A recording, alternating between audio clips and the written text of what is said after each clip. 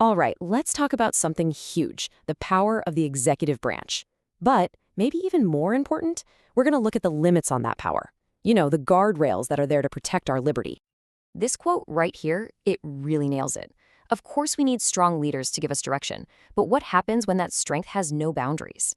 Well, that's when it can become a real danger. It's this super delicate balance, and our whole system was basically designed to walk that tightrope. Okay, let's try a metaphor. Picture our nation as this giant ship out on the ocean, and we, the people, we're the crew. Every crew needs a captain, right? Someone who can make the tough calls, especially when a storm rolls in and things get chaotic. You've got to have someone at the helm. So let's get specific. What is our captain, the president, actually allowed to do? What are the official duties of the executive branch? Now, the language here is super important. The executive branch's job is to enforce and carry out laws. Notice the word that's missing? Create. Their main job is all about action, taking the plans that are already on the books and making them happen. And make no mistake, this is a huge amount of authority. The president is the commander-in-chief. They direct this massive web of government agencies. They're in charge of the country's day-to-day operations. And they're our face to the rest of the world. I mean, that's an absolutely massive amount of responsibility. And here's where you really see that separation of powers. The president? That's our captain, steering the ship. But Congress? They're the ones who make the maps, the charts. They write the laws and create the policies that the captain has to follow. The captain doesn't get to just toss the map overboard and draw a new one whenever they feel like it. Okay, so this leads to the big question. What happens when the captain decides they know better than the map? What happens when that power, which is supposed to provide direction, starts to become a danger? I mean, this is the whole ballgame, right? A storm is raging, the pressure is on, you can feel it. But if that captain just ignores the rules, ignores the warnings, and starts steering by gut feeling alone, well, the whole ship is in danger of crashing. And here's something really important to get. This temptation, it doesn't always come from a place of evil. A lot of the time, it's born out of fear or even pride.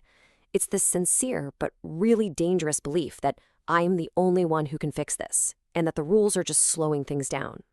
So how does it actually happen? Well, it's almost never some big, dramatic power grab. It's more like a slow creep. Power builds up one decision at a time. A small boundary crossed here, a rule that gets bent over there, and slowly, all that authority starts to pile up in one office until the balance is just gone. And the leadership that was supposed to help, now it's become a threat. But thankfully, the people who designed this system, they knew all about this temptation. They'd studied history. They knew that power absolutely has to have checks. So they built these guardrails, these brakes, right into the Constitution itself. Let's take a look at how they work. Okay, so these are the big ones. The executive branch can act, sure, but Congress can push right back. They can hold hearings, they can override a veto, and then you've got the judicial branch, which is kind of like the ultimate referee. You can probably think of times in history when the Supreme Court stepped in and said, nope, that's not allowed, reminding everyone that the Constitution is the real rulebook. The whole point is to make sure everyone stays in their own lane. And what this all boils down to is a really interesting tension at the heart of leadership, right? You need a leader who's strong enough to make a call, but also humble enough to accept limits. It takes real decisiveness, but also the discipline to say, okay, this is where my power ends. So this isn't just some abstract civics lesson, not at all. This whole idea of limited power, it applies everywhere, even in our own lives. Remember, we're all part of the crew on this ship.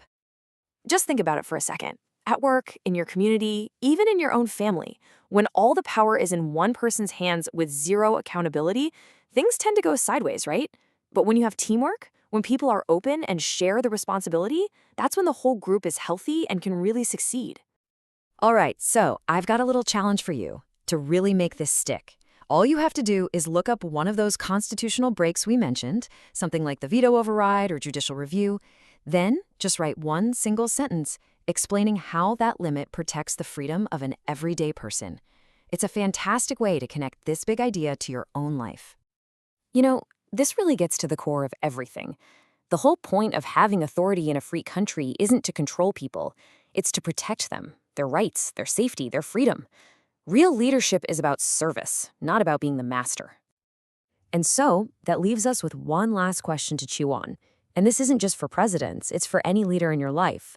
Are they trying to guard justice for everyone, or are they just trying to get more power for themselves? Think about it.